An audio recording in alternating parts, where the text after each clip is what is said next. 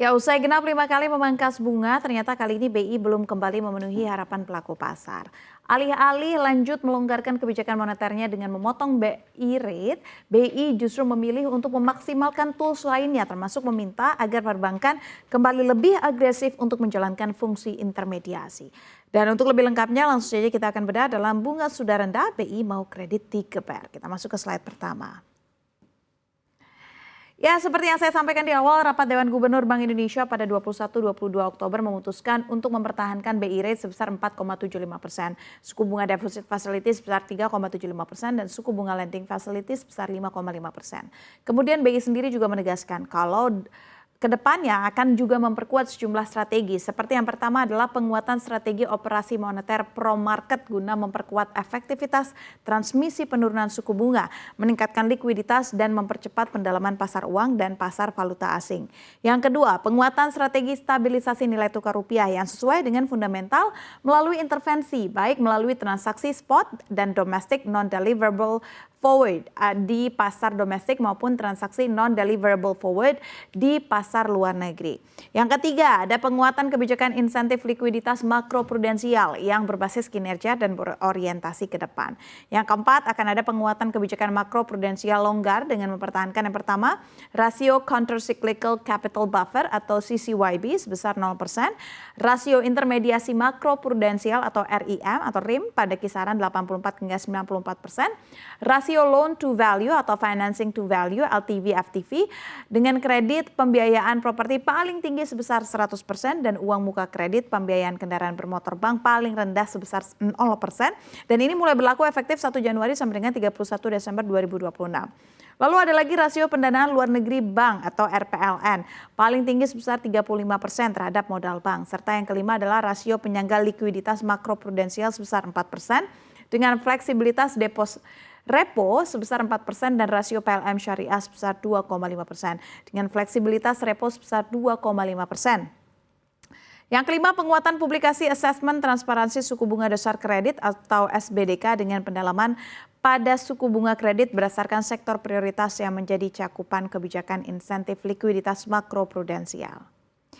Ya bisa dilihat ya, jadi memang ketika menahan suku bunga, Pak Peri Warjio menyatakan bahwa BI kedepannya akan lebih mencermati lagi efektivitas dari transmisi moneter longgar, prospek ekonomi dan inflasi serta stabilitas rupiah untuk nantinya juga menentukan pada bulan November dan Desember apakah akan terus bertahan atau akan terjadi penurunan.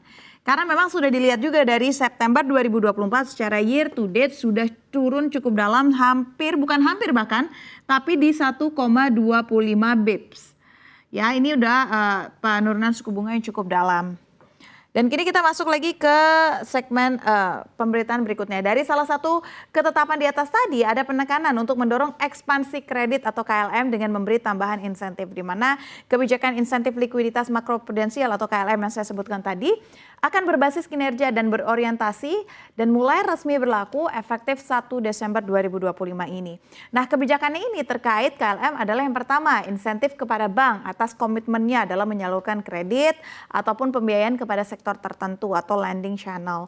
Dan juga menetapkan suku bunga kredit atau pembiayaan yang sejalan dengan arah suku bunga kebijakan Bank Indonesia atau interest rate channel. Lalu yang kedua ada insentif KLM yang dapat diterima bank terdiri dari insentif lending channel yakni paling tinggi sebesar 5% dari DPK dan juga insentif interest rate channel yakni paling tinggi sebesar 0,5% dari DPK. Sehingga total insentif yang diterima paling tinggi sebesar 5,5% dari DPK. Lalu selanjutnya adalah sektor yang mendapatkan insentif dari lending channel terdiri dari sektor pertanian, industri, hilirisasi, sektor jasa termasuk ekonomi kreatif. Lalu juga ada sektor konstruksi, real estate dan perumahan atau sektor UMKM, koperasi, inklusi dan berkelanjutan yang juga menjadi sektor prioritas pemerintah dalam mendukung pertumbuhan ekonomi. Nah, besaran insentifnya yang akan diberikan kepada bank pada lending channel juga memperhitungkan faktor penyesuaian atas realisasi pertumbuhan kredit ataupun pembiayaan dibandingkan dengan komitmen pertumbuhan kredit ataupun pembiayaan periode sebelumnya. Selain insentif KLM, bank juga diminta untuk lebih giat melakukan transmisi penurunan bunga mengacu penurunan BI rate yang sudah berlangsung sebelumnya dan juga memperhitungkan tambahan likuiditas saldo anggaran lebih ke pemerintah. Apalagi sebelumnya juga sudah cair kan sebenarnya ke perbankan Himbara sampai dengan 200 triliun rupiah dan itu diminta Menteri Keuangan agar penyerapannya harus maksimal. Nggak boleh ditaruh di deposito apalagi di surat utang. Kenapa? Karena pertumbuhan kredit perbankan perlu ditingkatkan karena kredit perbankan pada September 2025 sendiri masih di angka 7,07%. Ini kredit September di angka 7,07%. Walaupun sebenarnya angka ini sebenarnya lebih tinggi juga dari periode Agustus ya, yang berada di angka 7,70 maksud saya. Salah, 7,70 di Agustus itu berada di 7,56. Tapi permintaan kredit ini masih belum kuat, dipengaruhi oleh sikap apa? Sikap pelaku usaha yang masih wait and see, optimalisasi pembiayaan internal oleh korporasi dan juga suku bunga kredit yang masih relatif tinggi. Nah, perkembangan ini juga tercermin dari fasilitas pinjaman yang belum dicairkan atau undisbursed loan. Pada September 2025 juga yang cukup besar, mencapai 2.374 triliun rupiah atau 22,54% dari plafon kredit yang tersedia, terutama pada segmen korporasi, dengan kontribusi utama dari sektor perdagangan industri dan juga pertambangan serta jenis kredit modal kerja. Nah, kinerja intermediasi perbankan stabil dengan profil resiko yang terjaga dan juga aktivitas operasional perbankan yang tetap optimal untuk memberikan layanan keuangan bagi masyarakat. Pada Agustus 2025, kredit tumbuh 7,56% year on year. Juli 2025 saja hanya 7,03% dan menjadi 8.075 triliun rupiah. Berdasarkan jenis penggunaan kredit, investasi tumbuh tertinggi sebesar 13,86%, diikuti oleh kredit konsumsi 7,89%, sedangkan kredit modal kerja tumbuh 3,53% year on year. Dari kategori debitur, kredit korporasi tumbuh sebesar 10,79%, sementara kredit UMKM sendiri tumbuh sebesar 1,35%. Jika ditinjau berdasarkan sektor ekonomi sendiri, penyaluran kredit ke beberapa sektor tercatat memang tumbuh tinggi secara tahunan, mencapai double digit. Sektor pertambangan dan penggalian tercatat tumbuh 20,13% atau menjadi yang tertinggi. Sektor pengangkutan dan pergudangan tumbuh 22,53% dan aktivitas jasa lainnya tumbuh 28,35%. Di sisi lain, dana pihak ketiga tercatat tumbuh sebesar 8,51% year on year. Per Juli 2025 hanya di 7% year on year. Menjadi 385,8 triliun rupiah. Dengan giro, tabungan, dan deposito masing-masing tumbuh sebesar 15,01%, 5,52% dan 5,73%.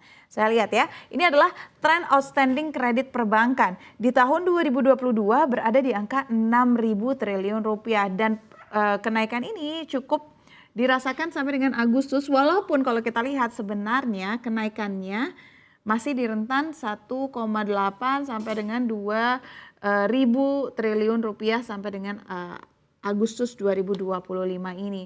Sementara tren DPK tadi yang ada di giro, tabungan, dan juga deposito ini mengalami kenaikan, tapi memang kenaikannya cukup sederhana ya, tidak terlalu masif karena dari 2022, 2023, 2024 terjadi gejolak, 2022 ke 2023, dari 2023 ke 2024 terjadi lonjakan di 400 triliun saja, tetapi dari 2024 sampai dengan Agustus 2025 angkanya bahkan sudah mendekati 9.500-an triliun, walaupun belum sampai 9.500 ya.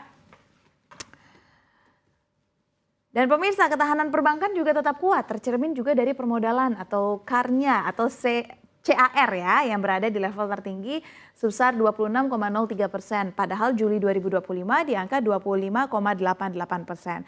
Menjadi bantalan mitigasi resiko yang kuat untuk mengantisipasi kondisi ketidakpastian global ya. Nah, ini di sini saya tampilkan datanya untuk karya sendiri di Agustus 2024 di 26,69%. Di Agustus 2025 turun menjadi 26,03%. Lalu LDR dari perbankan sendiri di tahun 2024 berada di 86,80%. Tapi di Agustus 2025 terjadi penurunan kembali secara year to date. Tapi NPL gross-nya kita dari Agustus 2024 di 2,26. Tapi di Agustus 2025 terjadi peningkatan walaupun hanya sekitar 0,02% saja. ya. NPL net atau bersihnya kurang lebih di 86 sampai dengan 87 di 2024 dan 2025. Lagi-lagi naik tipis tapi terjadi kenaikan dan ini yang sebenarnya perlu dicermati. Kalau menimbang kondisi fundamental ini sebenarnya pemirsa dan kesehatan perbankan RI seharusnya memang masih bisa ekspansi lebih jauh. Cuma di sisi lain dunia usaha masih perlu didorong untuk lebih jauh ataupun PD berinvestasi lebih besar dan mengambil kredit. Jadi terlepas BI juga meminta bank-bank lebih aktif, tapi pemerintah sendiri juga punya PR besar untuk meyakinkan dunia usaha agar bisa mengambil kebijakan yang tepat sasaran untuk mempercepat pertumbuhan ekonomi. Dan pemirsa kita doakan saja bersama ya agar beragam strategi yang dipersiapkan oleh pemerintah dan juga dilakukan oleh perbankan dan regulator dapat segera menggerakkan perekonomian kita lebih jauh lagi.